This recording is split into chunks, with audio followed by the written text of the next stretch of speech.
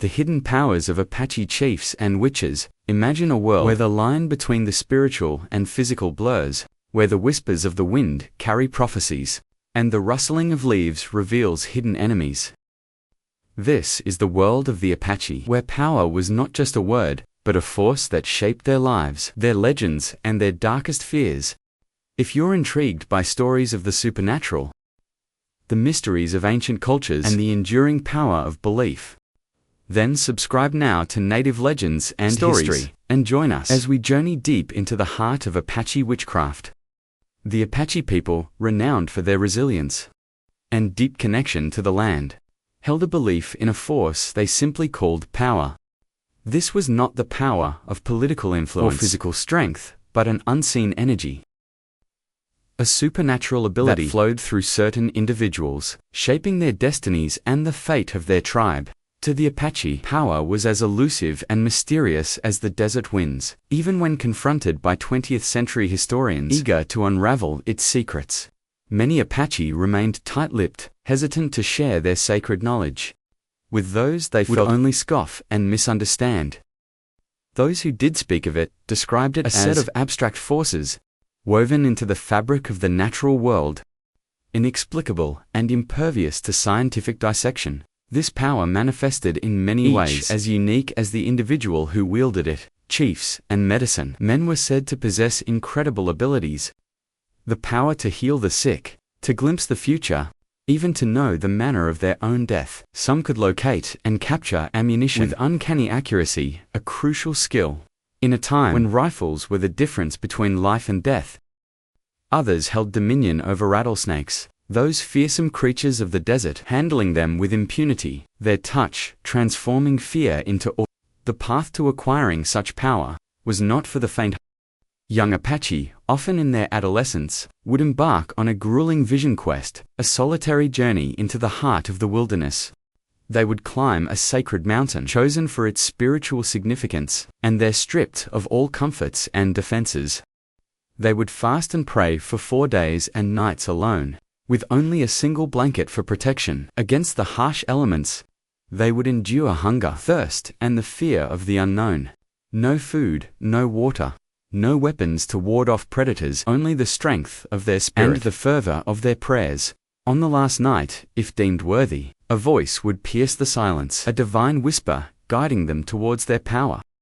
The voice would instruct them to take a part of the natural world as their totem, a piece of animal hide, a smooth stone, a fragment of a tree, or a delicate plant. This totem, imbued with spiritual significance, would become their guide, their protector, and the source of their power. They would carry it close to their heart, in a small buckskin pouch, hanging from a leather strap around their neck, a constant reminder of their connection to the unseen forces that shaped their world. The Apache distinguished power from mere superstition. Though their lives were interwoven with both, superstitions were rules and rituals, taboos to be observed to avoid misfortune. On the warpath, they would use different words for everyday objects, avoid puncturing holes in their meat, and rarely travel at night, fearing the bad omens that might follow a misstep. But power was different. It was an ability, a gift bestowed by using their main god, with whom they communicated directly. It was not about avoiding bad luck, but about wielding a force that transcended the physical world. One Apache chief, Nana, was renowned for his extraordinary abilities. He possessed an uncanny knack for locating ammunition, a vital skill in a time when supplies were scarce and every bullet counted.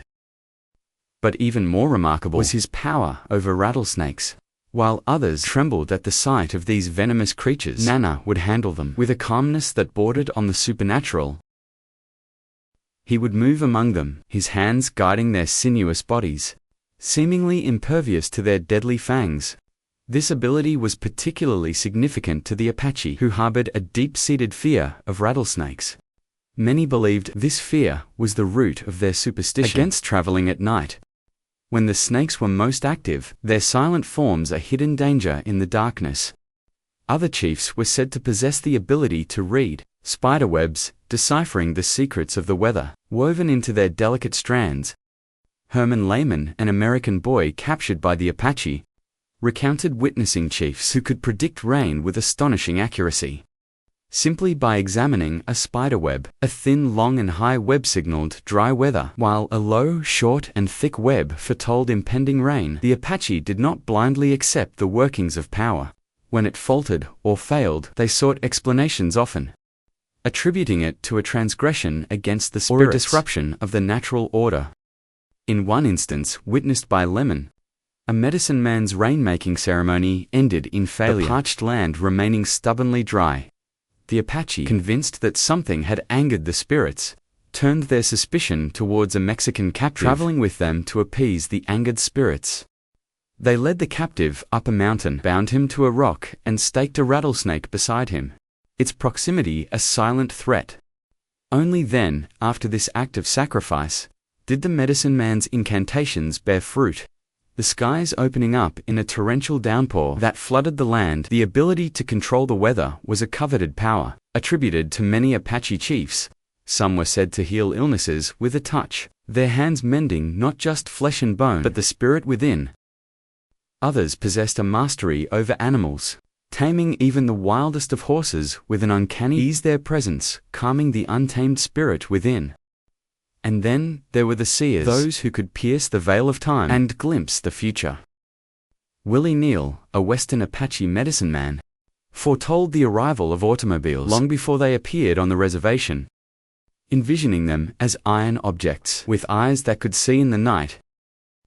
These were just a few manifestations of the power that flowed through the Apache people, a force that shaped their beliefs, their legends, and their understanding of the world around them. But, as we shall see, this power was not always a source of good. In the hands of the malevolent, it could be twisted into a weapon, a tool for inflicting pain and suffering, giving rise to the figures feared and reviled as witches. While many Apache possessed remarkable abilities, the powers attributed to Lazan and Geronimo, two iconic figures of Apache history, stand out as truly extraordinary. Their stories, interwoven with the turbulent years of the Apache Wars, 1861 to 1886, are testaments to the potent force of power and its potential to shape the destiny of a people. In a society where warfare was traditionally the domain of men, Lausanne emerged as a defiant exception, a warrior woman whose courage and cunning rivaled the greatest Apache chiefs. The sister of Chief Victoria, she was a formidable presence on the battlefield. Her skills honed from childhood, when she outpaced and outmatched all the boys in strength and agility. As an adult, her wisdom and strategic mind earned her a place in the councils of war, a rare honor for an Apache woman. Lausanne was not merely a warrior, she was a medicine woman, deeply connected to the spiritual forces that animated the Apache world. Her most remarkable ability was her power to locate the enemy with uncanny precision. When her brother, Vittorio, sought to know the whereabouts of their adversaries, Lausanne would turn to Usen, the Apache creator god, for guidance. With outstretched arms and palms open to the sky, she would pray, her body slowly rotating, following the path of the sun. When an enemy was before her, her palms would flush with color, a tingling sensation coursing through her hands, its intensity revealing the proximity of the foe.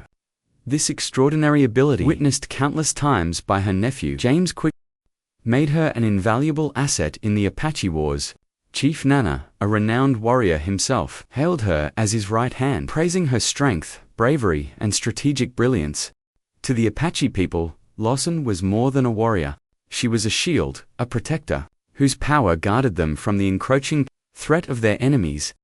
In October 1880, during a desperate retreat from Mexican soldiers, Victoriano ordered Lausanne to escort a pregnant woman to the safety of a reservation, while he and his warriors continued their flight.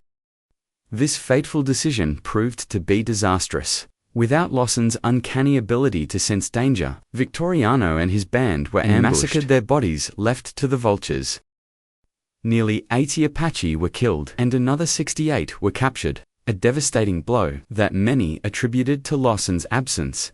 Years later, in 1886, Lausanne stood beside Geronimo as they surrendered to the American forces. Her image captured in a rare photograph, a poignant reminder of her unwavering loyalty and the tragic fate that befell her people. Geronimo, perhaps the most renowned Apache warrior in history, was also said to possess extraordinary powers. gifts bestowed upon him after the brutal murder of his family by Mexican soldiers. His abilities were as numerous as they were astonishing. He could summon rain, evade bullets, see into the future, and even manipulate the flow of time itself. These claims may sound fantastical, but numerous accounts from fellow Apache testify to Geronimo's uncanny powers. When pursued by Mexican or American troops, he would pray and sing, his voice rising in supplication to U.S. And then, as if in answer to his pleas, the weather would shift, rain would fall, obscuring his trail and hindering his pursuers. On one occasion, Geronimo and his followers were trapped in a cave by American soldiers, yet they managed to escape, vanishing without a trace. The Americans, baffled, could find no exits from the cave, but the Apache whispered of Geronimo's power to cloak his people from sight. An Apache named Per recounted an even more astonishing feat: Geronimo's ability to slow the coming of dawn. On the warpath, racing against the rising sun to reach a strategic location, Geronimo sang a powerful song, and the night held its breath, delaying the dawn for 2 or 3 hours. "I saw this personally," Pareco declared, his words echoing the awe and wonder that Geronimo inspired. Perhaps the most remarkable claim about Geronimo's powers was Usam's promise that he would never die in battle, nor by the gun. True to this prophecy, Geronimo, though ultimately forced to surrender, never fell in combat yet. When a painter was commissioned to capture his likeness for his autobiography, he was astonished to find Geronimo's body riddled with bullet scars, as many as 50, evidence of a life spent defying death. Geronimo's powers, like Lot, were a shield to his people, a source of hope and resilience. In the face of overwhelming odds, they were revered for their abilities, their names enshrined in Apache legend. But their stories also serve as a stark reminder that power, like any force, can be wielded for both good and evil. For the Apache, witchcraft was not merely the misuse of power, but a profound betrayal of the tribe, a violation of the sacred trust that bound their community together. It was the dark side of the coin, the shadow cast by the extraordinary abilities that could heal, protect, and guide. As Keith Basso eloquently stated, power was bestowed for the benefit of the tribe. There were those who used theirs for evil, and these were regarded as witches. This fundamental distinction between medicine men and witches lay at the heart of Apache beliefs. Medicine men, or shamans, were the healers, the protectors, the keepers of wisdom. Their powers a source of communal strength and well-being. They were respected and revered. Their counsel sought in times of need, their presence a comfort in times of crisis. Witches, on the other hand, were the antithesis of all that the Apache held dear. They were the outcasts, the betrayers, the sewers of discord. Their powers, twisted and corrupted to serve their own selfish desires, they were feared and shunned, their names spoken in hushed tones, their actions a source of communal shame and sorrow. Betraying one's tribe was the ultimate transgression in Apache society, a crime punishable by banishment or even death. Banishment, in the eyes of the Apache, was a fate worse than death itself. It meant being severed from one's family, one's community, one's very identity as an Apache. It was a solitary exile, a life lived in the shadows, forever cut off from the warmth and protection of the tribe. The Apache believed that imprisonment, the preferred punishment of their white adversaries, was a far crueler fate than anything they would inflict upon a transgressor. To be confined within walls, stripped of one's freedom and connection to the land, was anathema to their way of life. The path to witchcraft was often paved with bitterness and resentment. Those who felt wronged, those who harbored grudges, those who sought revenge, were susceptible to the lure of the dark side. They would turn their backs on their people, embracing forbidden rituals and malevolent magic to inflict harm and sow chaos. Witches were said to gather in secret, cloaked in darkness, their ceremonies a grotesque mockery of the sacred rituals of the medicine men. They would meet in caves, hidden from the eyes of the tribe, their voices chanting incantations, their bodies swaying to the rhythm of forbidden dances. Like medicine men, they would carry pouches around their necks, but instead of containing sacred totems, these pouches held the tools of their dark trade: powdered human remains, venomous rattlesnake scales, excrement, menstrual blood, and the sap of lightning-struck trees. These were the ingredients of their curses, the poisons they used to inflict suffering and death. Witches employed various methods to inflict harm. Upon their victims, they would slip poison into food. A silent and insidious attack that exploited the Apache's tradition of hospitality. They would bury their concoctions near a victim's favorite haunts, their malevolent magic seeping into the very ground they walked upon. Their curses were often accompanied by chants and incantations, their words imbued with dark power. They would repeat bad words 4 times, a number associated with evil, and circle their victims or their homes 4 times, amplifying the potency of their spells. The effects of their curses were swift and devastating. Victims would fall ill without warning, their bodies racked with pain, their lives extinguished without explanation. Crops would wither, cattle would sicken and die, and misfortune would plague those who incurred the wrath of a witch. The Apache, ever vigilant against the threat of witchcraft, developed various methods of protection. They would carry amulets and talismans, such as eagle feathers or turquoise beads. Believed to ward off evil, medicine men would conduct ceremonies to counter the effects of curses, their chants and songs battling the dark magic of the witches. When suspicion fell upon an individual, the Apache would conduct a trial, though it was a far cry from the judicial proceedings of their white counterparts. The accused would be confronted by the headman of the local group and flatly accused of witchcraft. If they denied the charge, they would be subjected to a brutal ordeal, strung up by their wrists from a tree limb, their toes barely touching the ground, fires lit beneath them to hasten their confession. Their belongings would be searched for evidence of their dark practices, their every word scrutinized for signs of guilt. If found guilty, the witch would face the ultimate punishment, banishment from the tribe. Cast out into the wilderness, they would be left to fend for themselves, forever marked as a betrayer. In some cases, the relatives of their victims might take matters into their own hands, exacting a bloody vengeance for the harm inflicted upon their loved ones. The stories of Apache witchcraft raise profound questions about the nature of belief and the boundaries of reality. Did the Apache truly believe in the powers of witches? And if so, were their fears grounded in reality, or merely the product of superstition and fear? These are questions that continue to intrigue and challenge us today. The Apache, like many indigenous cultures, possessed a deep and intimate knowledge of their environment. Their understanding of the natural world, far surpassing our own, their beliefs, though often dismissed as mere superstition, may hold insights that we are only beginning to grasp. Perhaps, as some have suggested, the Apache's belief in witchcraft served a social function, reinforcing communal bonds and discouraging antisocial behavior. Or, perhaps as the Apache themselves believed, there were forces at work in the world, unseen and inexplicable, that could be harnessed for both good and evil. Whatever the truth may be, the stories of Apache witchcraft offer a fascinating glimpse into a world where the boundaries between the spiritual and the physical were blurred, where power was both a gift and a curse, and where the choices made by individuals could shape the destiny of an entire people.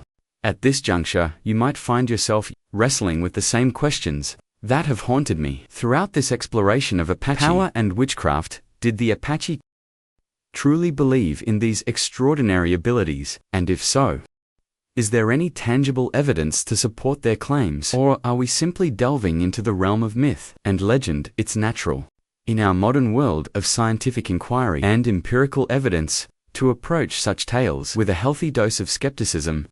After all, we live in an age where information is readily available, where the mysteries of the natural world are constantly being unraveled, and where the supernatural is often relegated to the realm of fantasy and folklore.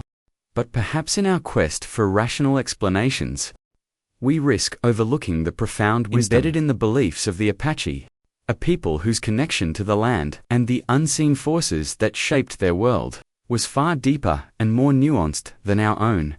The Apache, like many indigenous cultures, possessed an intimate knowledge of their environment, a relationship forged through generations of living in harmony with the natural world.